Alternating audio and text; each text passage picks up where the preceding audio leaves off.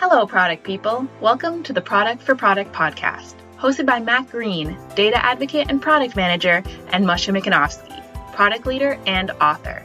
Our goal is to serve the product community by helping you find products that can help make your work in product management easier. Thanks for joining us on another episode of the Product for Product podcast. Welcome back. On today's episode, Moshe and I will be speaking with Dan Balcauski about pricing of SaaS products, along with tools that may help product managers in this effort. So let's hop in. How you doing, Dan? Doing well, Matt. Good to be here. Yeah, welcome to the show. Hey, Moshe. Hey, Matt. Hey, Dan. Thank you so much for joining us today. And talking about pricing. I don't think we ever talked about that in our podcast. No, we've not. So this is exciting. It's actually very exciting for us. And you're focusing mainly on SaaS pricing, so we'll delve into that. And as always, we also want to hear a bit about products or tools that you're using to help you in your job. But first of all, tell us a bit about yourself, who you are, how did you get into pricing of SaaS products, and about your company.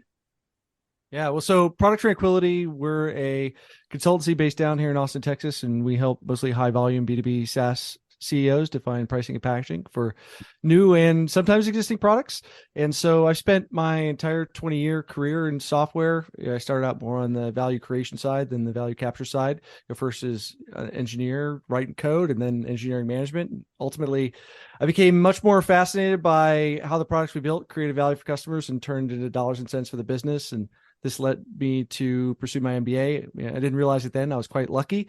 My program that I was at had pricing courses as well as a very strong background in marketing. And I didn't find out till much later. Only about 5% of schools do in business programs have pricing courses. So I received my theoretical grounding there. And during my MBA internship, I was lucky enough to work for a really successful Silicon Valley startup. And one of the challenges on the CEO's desk was, should they pursue a freemium model? And given my background, he was like, hey, why don't you take a look at this? Among other things I worked on that summer, I figured out freemium is a terrible idea. We might jump into that more, but I generally advise people away from it. That's the short answer.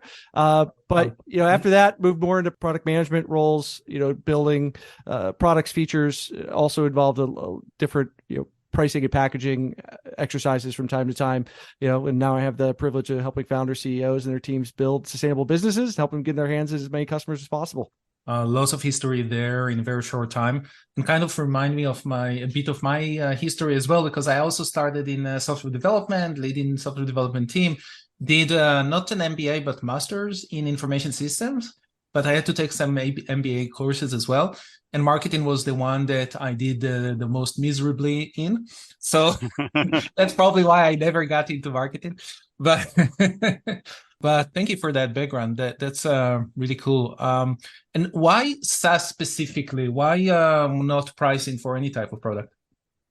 Yeah, it's a good question. So as I mentioned in my quick bio, my entire background's been in software and mostly B2B. And I think one misconception that's pretty common among folks is that pricing is the same across product types, or call it product types or industries. The industry really breaks down software because software is in every industry. But very different if you're pricing consumer packaged goods, if you're setting pricing in a grocery store at either the retail or the wholesale side, if you're pricing airline seats or hotel rooms, even if you're on Wall Street trying to figure out what the price of a stock should cost, although there are fundamental economic principles that are shared across those, the details break down pretty quickly, and they each have their own pricing regime that is important for each type of product that you might focus on. And so,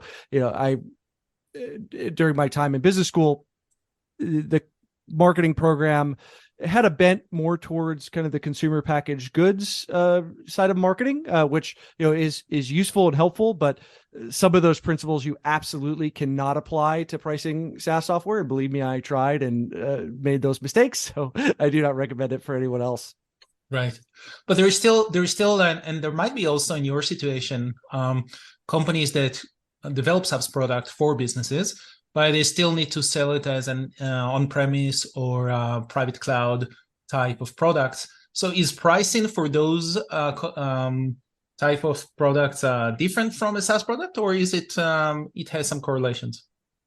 Yeah, it's a good question. So what we're really making distinction here is an element of what I generally put under the umbrella of packaging. So I talk about pricing and packaging, but because that gets really awkward to say over and over again, I usually just say we're talking about pricing. Right. And within the idea of packaging, we have this, one of the concepts underneath there is what's called a pricing model. And so pricing model is how payments are processed, how and when they're processed through a system. So we may have a perpetual transaction, go back to the early part of this century, the early 2000s, everything was, all software was a perpetual license. Perhaps in a B2B space, you might always also have a maintenance stream that entitled you to updates and support. Obviously, in the last 10 to 15 years, we've had a major migration into subscription. And also now one of these big factors, trends that's happening is a trend to a utility or pay-as-you-go model. Or a lot of people may say usage-based pricing, but I have some concerns about that terminology. But in general, right, like your electricity company, it's not a subscription, right? You use as much as electricity as you want or need, and then they send you a bill at the end of the month, right? And you pay that in arrears. Those are all different elements of pricing models. So yes, there are different decisions you have to make as you think about software in a perpetual license versus a subscription. But generally, those differences are, let's say, those would be at least in the same state or county versus, maybe if we're talking about pricing airline tickets versus a software, those are maybe different countries, right? So, so the domains are much more closely related, but there are things that we need to concern ourselves about. One of the major things that I've noticed is companies have really struggled to make that transition is that your fundamental relationship with your customer changes in a subscription model. And so it truly becomes, you become a service offering, not just a product offering. And in product management, my background, I have a shared history, with you guys in that, I spent a lot of time in product management. We talk about product management, but in SaaS, it's really about the end-to-end delivery of a service. And the companies that have really struggled as they've changed that aspect of a pricing model is they're like, oh, well, this would be great. Like, we'll just do the same thing as before, but instead we'll just get this recurring revenue and just charge customers over time. And it's like, no. That's not how it works. Like, it's not just about, a hosted model of your software. Like, customers are expecting you to solve sort of the end-to-end problem in a much differentiated way than they were before. So that's really where, it's yes, there's aspects of the pricing model, but it's fundamentally a business model shift. It changes the business metrics. These are now every Wall Street CEO, when they're talking to Wall Street reporting their results, they're reporting things like net revenue retention. Those are not metrics that the perpetual software vendors had to worry about, right? But so it fundamentally changes a lot of the aspects of the business, right? When people think of it, oh, it's just a pricing change, right? But it really changes some more fundamental aspects than that. Very interesting. Very interesting. Yeah. So let's get a bit into the process of, trying to nail down pricing. And maybe it's not even about nailing down. You can correct me there if I'm wrong. Maybe it's like anything in the product that's iterative, or you start with something and then you end after a few years with something completely different. But let's simplify it and tell me what might be the process of coming up with the pricing. Yeah. So there's a bunch of different elements to that question, and I want to try to prevent this from becoming a 8-week course in the next 20 minutes. So maybe the question is too big. I apologize for that. Well, I think one thing, look, we could sort of break down stages, right? And then there's some models that we could apply as well. I think ultimately the process, let me take one step back. I think one thing that people really mistake about pricing is that it is a process. We treat product like a process, right? And we think the product management flow with product management, design, engineering as a continuous process to update the value we provide the market in a changing environment.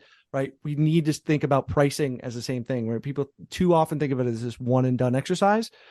Now, that being said, what does that sort of look like in different stages? So I think when we're looking at, if I'm going in with a client and we're doing an engagement, or, if there's a pricing leader or a product leader who gets stuck with a pricing, gets the opportunity to work on a pricing project, right? There will be stage one is really prioritization, discovery, and team alignment. We have to make sure that ultimately the executives are aligned on what they're trying to achieve. I'll give you a very simple example in that, if we just look at a single dimension, which we call price level, there's no single price level that simultaneously optimizes for revenue and for profit.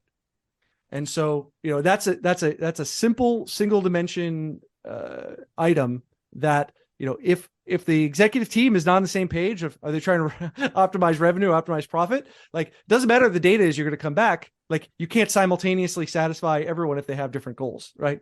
So making sure that everyone, and it's a very toy example because it gets quite more complicated than that. But making sure that, the team is aligned on what you're setting out to achieve. One thing I've found as well is that if the team isn't aligned up front on what you're trying to achieve, we could go do the best research in the world. And all that will happen when you bring that data back is they'll attack the data if it goes in a direction that they don't want, right? So we need to make sure that everyone's sort of aligned on what the goals are, what the trade-offs are that we're trying to make up front. And then we'll go through hypothesis generation, research, testing and iteration, and eventually decision and implementation. So very similar to how we build any product or any feature of a product. So it's you may consider it like another feature of the product, if you may. Yeah, absolutely. But coming up with the pricing and packaging, do you see that sit within product management, product marketing, sales? Is it a combination of these different groups that come up with this formula? Yeah, in my experience, pricing isn't. It can be owned by those groups, but at the end of the day, pricing isn't owned; it's shared. Much like the CMO, quote unquote, owns positioning. It's one of these things that they're more the caretaker of positioning because they can't go into a room and maybe with some of their other directors just decide that this is what the positioning is and come back to the rest of the organization because it's going to affect everyone. And pricing is very similar. Now, in terms of ownership, there's a couple of different elements there. I say one is sales. While they are an incredibly important stakeholder, I do not believe that they should own pricing. It's kind of like putting Dracula in charge of the blood bank. Just generally, incentives are not aligned strongly there. Yes, I believe that product marketing, that's usually my number one go-to for folks to recommend who should own pricing. Now, that being said, product management, they own product. But that doesn't mean that you get to make unilateral decisions, right, without consulting the stakeholders, right? Like you are accountable to everyone. At the end of the day, yes, there's going to be decisions that you can't get everyone aligned behind, right? This is a job of a product manager to push things forward and make sure that the company can still make progress and making sure everyone's still heard. But you don't just get to run roughshod everyone. Simultaneously, within pricing, the discipline is not quite at the level that we're at with product management, meaning ideas behind it have not been adopted widely enough. So generally, instead of just saying, well, product marketing owns it, at this stage of development, it's usually best to have some sort of pricing committee that they're, leading, right? And I've been on product management side. If someone said, well, let's have a product, management committee, you'd be like, well, that's a terrible idea, but it's just kind of the state of where we're at right now with that. Because otherwise, pricing, it tends to be such a toxic, it can become a very toxic debate that if stakeholders don't have a regular way that they're sort of brought into the process, it can just stymie all sort of process later down or progress later down the line. So in general, though, product marketing is at a good position because they really, they're helping to understand what is the positioning, what is the competitive landscape that the company occupies, what is the ability to share deep user insights with the product management counterparts. So all those things come together. It sits really nicely where they're at a strategic place in the organization to help drive that forward.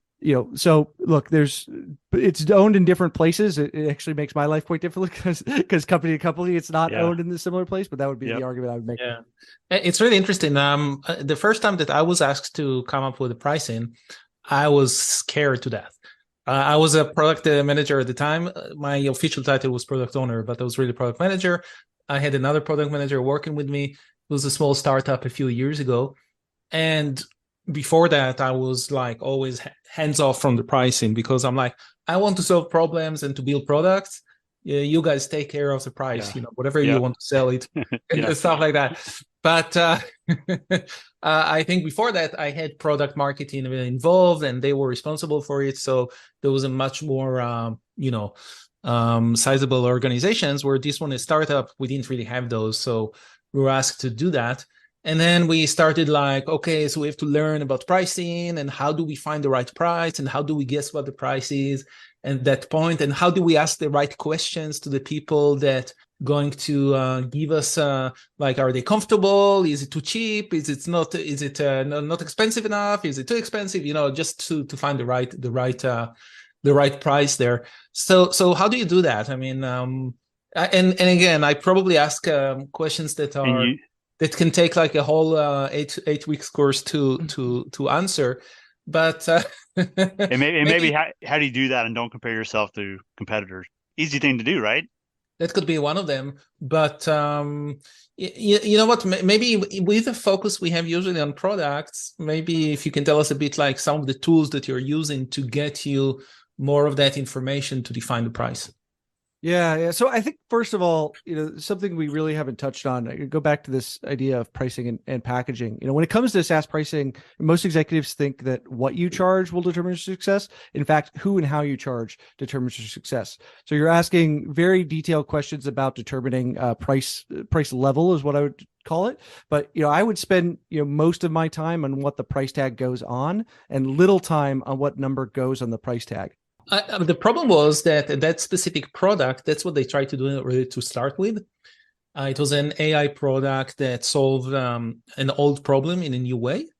But the old products that are available in the market were sold for hundreds of thousands of dollars. So they thought, okay, if we solve it in a new way, we can charge the same price as those competitors. And then they definitely, it went flat down because the value wasn't there yet. And also those companies has hundreds of years of behind them and very big pockets and stuff like that. So that's where we switched around to ask how much people are actually will be willing to pay for what we have versus to compare to the competitors that it's very different story. So how do you solve that? Yeah. So I think one thing I want to kind of comment on, right? So you talked about AI, and I think this is a big area that is under a lot of debate at the moment. So one of the things is, so we've got, ChatGPT and Bard and all these large language models, and then all these startup companies that are popping up on top of them. And so, the open API, right? So as an example, their API calls is per token. Right. So this is an example of what I'm talking about. And I don't know exactly how much it costs per token, but this is part of the problem of like, what is a token, right? And how does you as the buyer understand what that is? How do you as the vendor actually explain to your customers what that is? Is that really the proper measure of the value of the product, right? Because it is difficult potentially. Like I've been using some of these GPT resources. Right? You don't know how many tokens are going to get generated or how many tokens are in a particular prompt that I use. Right. So it's too technical. Yeah, it's way too technical. It's technical and it doesn't map to the value. Right. So I think let's separate two very different things. But I think one question or one comment that you made was, well, we were looking to compete with companies that were, let's say, $100,000, ACV. Yeah. And then, how much are we worth relative to that? Which I think is that's an answerable question. Going back to what I was saying is, I think the problem that people run into generally is that they worry, like, is this, we're selling by seats. Is this $19 a seat, or is this $100 a seat, or is it $29.95? And ultimately, they ignore things like we're charging customers per token and nobody understands what a token is. And so our sales team has to go through this long-winded explanation of what a token is when it doesn't matter to what the customers are trying to do or how they derive value from our product. So we're talking about, we're really thinking about the process for understanding pricing. It's like the price level that we're thinking about is really one of the very last questions we need to ask. That being said, I'm perfectly happy to answer your specific question on how do we figure that out. But this is a common problem that I think a lot of product managers and honestly a lot of clients, they run into. Right, they come to me. They've invested all this money into a product, and they're like, "We're going to launch it. What should we charge for it?" Just shows how much I have to learn about this, right? Still, so right. so what is the first questions you have to ask? Yeah. Well, so let me ask your let me address your very specific question because it's fun because I never get to talk about it because it does come at the end, but I do think people have a burning desire for it. So let me ask you a question first. Do you guys drink beer? Sometimes, yes. Yes. Okay. Let's do a quick willingness to pay survey. How much should a beer cost? Oh, that's a good question. Thank you. I think that in the sports arenas and the concert, they should be still charged the same way that they're charged outside of those places. So it's not about where I am, but it's about what I'm drinking. And I don't know. I mean, depends on the size, of course, but I think somewhere between $5 to $10. Got it. And Matt, you? Perceived value. If I look at a Budweiser versus something locally brewed in a place nearby, I look at the perceived value of it and I say, hey, this local one might be a better quality than the Budweiser, so I might be willing to pay more for it. 7 to 10, maybe even 5 to 7. All right. So both of you are generally in the range of 5 to 10. Did I hear that correctly? Mm-hmm. Okay. All right. Probably. And this is great. We threw out so many concepts. We'll try not to lose our audience as we try to wind our way through all the things that you threw at them. This is great. So, I think the first thing to notice is that you guys both named a range, right? And so I think it's a mistake, and it's a common misconception among clients. And I think I've seen this the worst among sales leaders. They're like, I want to know the price. Like, what is the number, right? And as you just saw, right, like even you could say anything. You could say it's $6 or whatever, but you were like, it's 5 to 7, it's 7 to 10. Even about your own, because the willingness to pay is really a expression of your own desire to a certain extent. That's even unknown to you. You're like, right. I don't know. It depends how I feel that day. We're product managers. It depends. Everything depends. But it's also it's a comfort level, I think. So it's how much I'm comfortable, to spend for something like that. Where maybe the Budweiser will be the 5 and the local IPA would be the 10. Well, and also with beer, the first one you buy maybe 5 to 10, and then as you consume 6, maybe it's 5 to 20 because you're just like, whatever, just run the credit card. Right. I don't care. It's the only product in history where the amount you're willing to pay goes up. Right? Anyone who pre-gamed in college thinking they'd save money by doing a bunch of shots of Jose before they went out to the bar realized that wasn't a money-saving strategy. Sure. So all right. So I think the first thing is to understand that for anybody, the willingness to pay is a range, right? And then I think the other thing, Moshe, that you brought up that is quite interesting.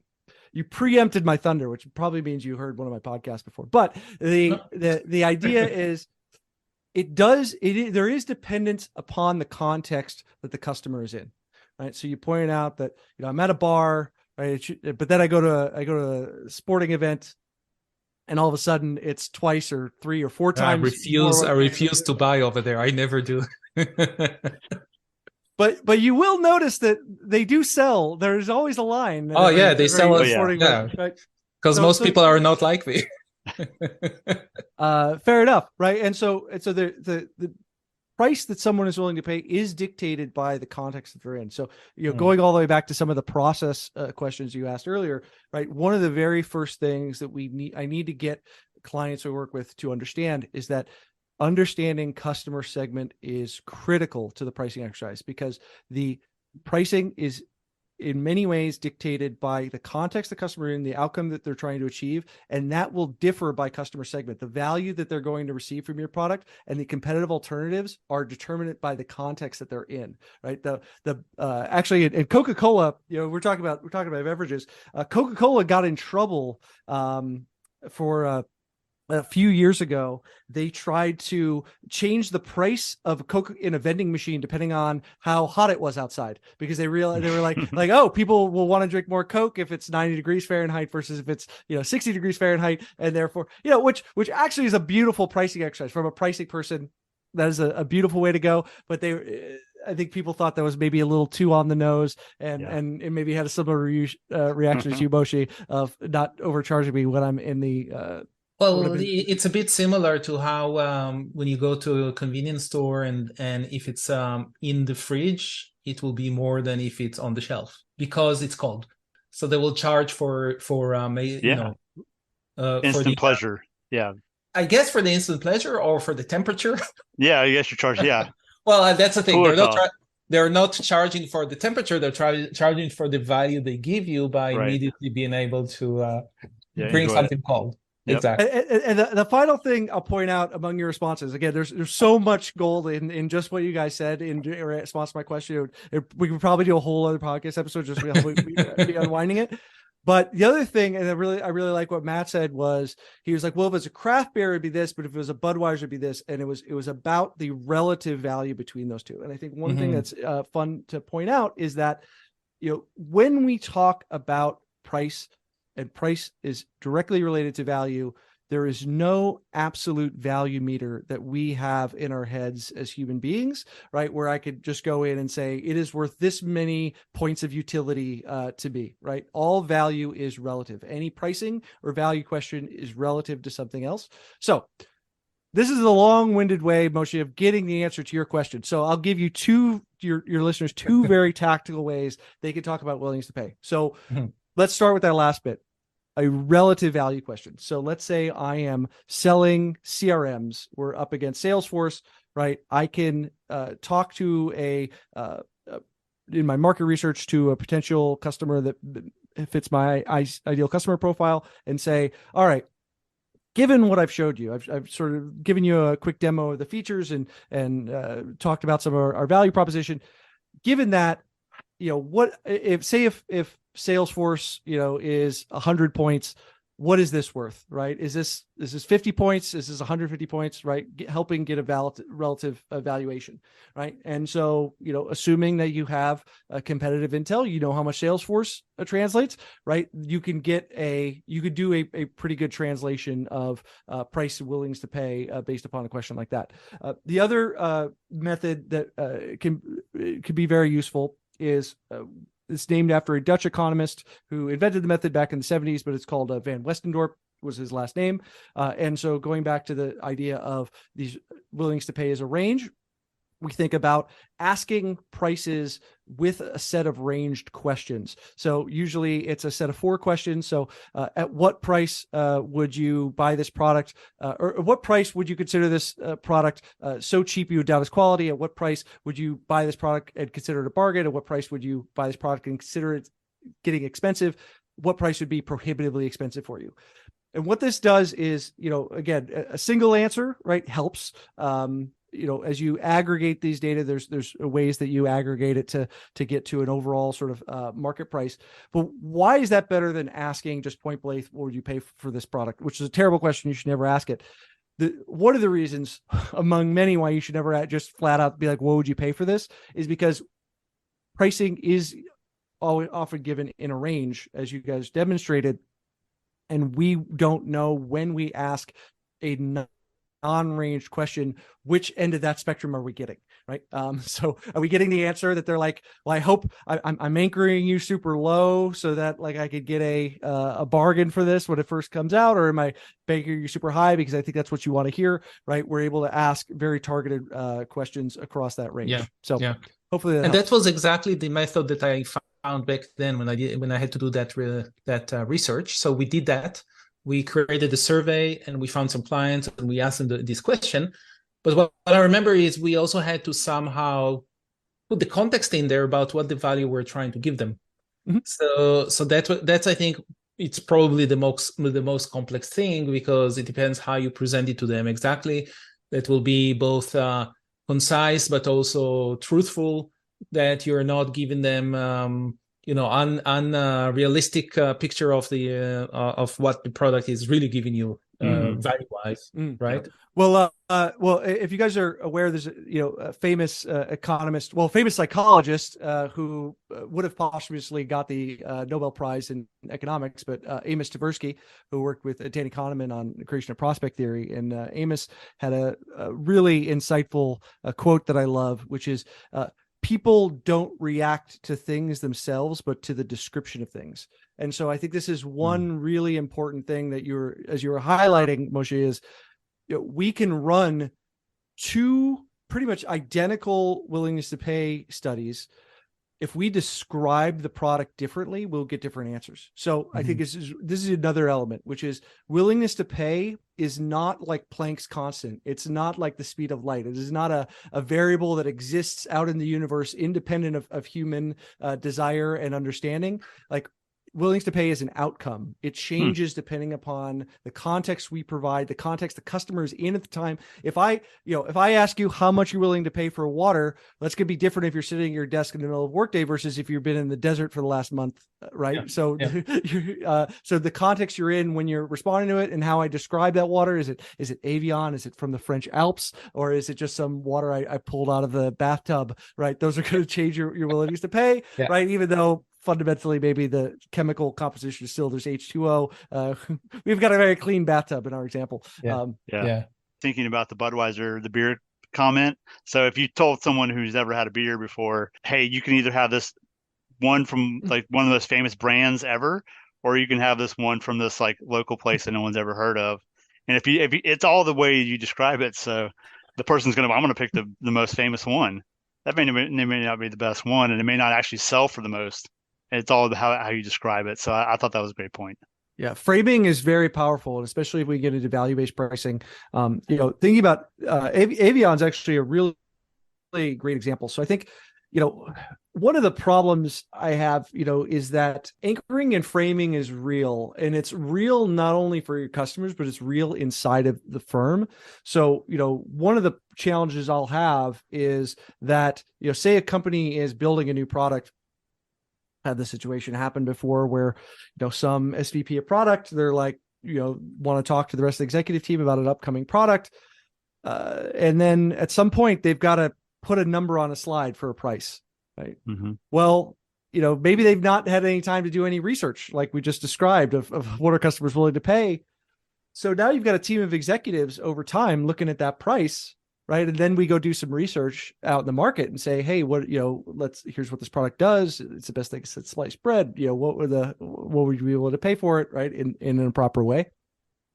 And we bring back data, and what would normally you'd think of as a positive surprise, like, hey man, people are willing to pay a lot for this, will get met with disbelief, because those executives have been sitting there looking at another number, even though that number was not based upon anything. They've been looking at that number for 3 or 6 months, whatever it is, because somebody had to put something on a slide as if it's reality, right? So we often worry about changing prices on customers, but changing prices it's just very emotional, even for the internal executive team, because they could often be more attached to what the current pricing is than even customers are, because they're the ones who are looking at it all the time, right? So it's an emotional investment on both sides. But as I was talking, one of the things with Evian is, they have done a really amazing job with pricing. So if we think about bottled water, first of all, the fact that bottled water exists as a market, when, especially in the United States, when most people have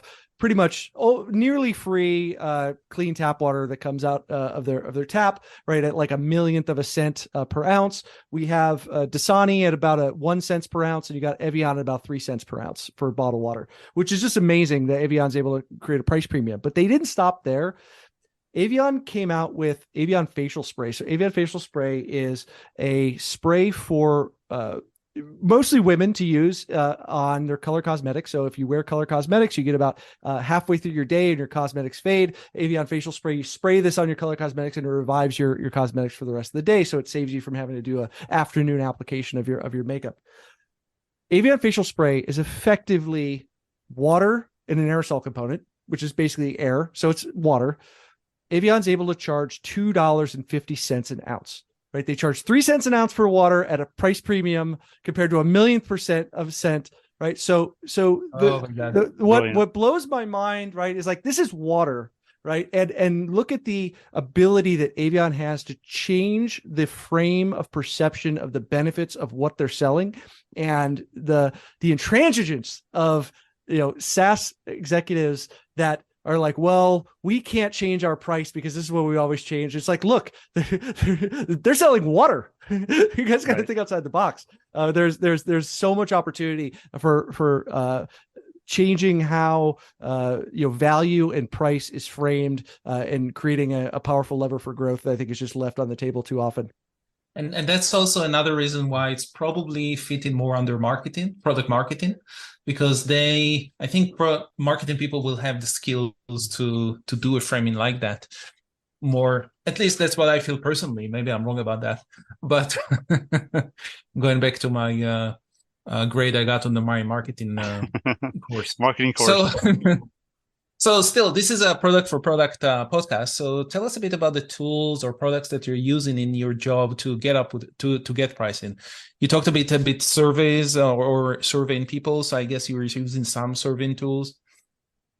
Yeah. So when we think about tools sort of broadly, right, there's not like a magic pricing machine, right, that we use in the back end. A lot of the work is about helping. Think of it more as decision support. So pricing, it was, again, use this term pricing and packaging. It's not just a single decision. There's a bunch of interrelated decisions that need to be made that need to encompass different elements of your overall company positioning, your competitive landscape, the individual customer segments that you're going after, competitive alternatives that are available, the maturity of your product, your P&L cost structure, right, the structure of your market. And what we want to do usually is create ways that we could step the clients through those sets of decisions in a way that's just not completely overwhelming, right? That shows that, hey, we were able to build. And so when I think about tools, it's really more in that ability to create a decision support, right? So that looks like a lot of worksheets, templates built out in Google Sheets or things like Miro or Mural, right?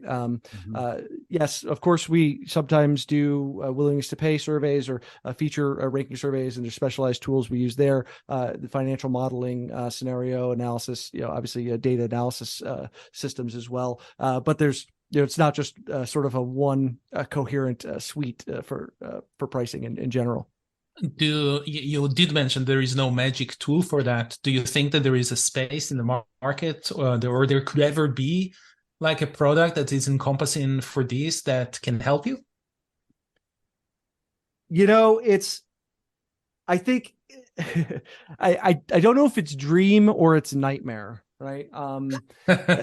This might get a little esoteric, but if we think about the failure of communism, right, of the communist model, it's because centralized planning ultimately was a downfall to the market, invisible hand of the market forces, right? So a bunch of individual buyers and sellers individually negotiating prices was much better than a single central planning committee that was able to orchestrate how many loaves of bread need to get baked today, how many miles of railroad need to get laid this year, right? We are in a world of AI. There could be a super intelligent central planner AI that ultimately could be the ultimate pricing. I wanted to punchline this by saying that probably AI is not going to replace this anytime soon. But so that would be more the nightmare product. I don't think that would be helping me or necessarily humanity, right. But it could be much better. Yeah. No, fair enough. That's fair enough. Yeah. One other question I had was the audience would really, I think, find valuable is pricing models. So you mentioned freemium earlier, maybe tiered per user. Is there a particular one that you favor or you think is best for particular SaaS solutions? Yeah, so I think first of all, I'll take a step back, and we talked about pricing and packaging. And packaging really has four elements, because I think with the examples you just laid out, those are not the same in the same category. So like per seat is what I call a pricing metric. So that's the unit of value you charge customers for of your product, or it could be per seat, per API transaction, per token in the case of OpenAI's API. Then you have your offer configurations or bundles, right? These are how you map sets of features together into a coherent plan that you can sell to customers, so they don't have a Chinese menu where they need to select each feature on a list individually, a la carte, which would be a nightmare for anyone to try to sell or buy. Then you have your pricing model, which is how payments flow through the system, right? So that's either subscription, a utility billing model, a perpetual transaction, could be an auction-based model like Google or Facebook have for their ad inventory. Dynamic pricing is what like the airline use for changing pricing. And then what we have finally is your price structure, price fence. So that's how do I charge two different customers different prices for ostensibly the same product. And those are usually, we see this all the time. Like if I take a bus, I'm going to pay one price, but a senior citizen or a student's going to pay another price, right? That'd be identity-based discount. Or if I go to a matinee showing of a movie versus the 7 p.m. showing, that's a time-based price fence, right? And so in B2B, we have parallels, right? If I think about time-based, if I call a sales guy at the first day of the quarter versus last day of the quarter, I'm probably going to get a different discount because they're going to be more willing to make a deal depending on that timing. So, each of those elements, one of the reasons I separate those out is because as we're working with clients on what is the right decision, right? Again, these are sets of interrelated decisions, but that allows us to have a very coherent conversation about what is best given their product, their target, for a product, for a market, for the competitive alternatives that are available, what is the best decision for each of those at that level, right? There's not one sort of one size fits all that is best in every scenario. That being said, one thing that I am really seeing some pressure on in the market right now is especially customers that were say seat-based with a seat-based pricing metric, those companies are really facing some headwinds. What was a tailwind in expansionary times during the economic boom when everyone's hiring headcount, seats are naturally expanding. The companies benefit from that because they're just have net revenue retention just expanding without quote unquote having to do anything. Of course, that's not true. They're working very hard, but when people start, when companies start laying people off, that starts to be, all of a sudden what was just a tailwind that you benefit from starts to be something you're like, oh my God, we're, now just losing revenue on a regular basis because our accounts are shrinking. So I'm starting to see that having some really severe effects on clients. And so we're looking at ways at creating more like hybrid models that can help them monetize value that they haven't been able to or haven't tried to before. Yeah. No, this is really fascinating, and I wish we had more time.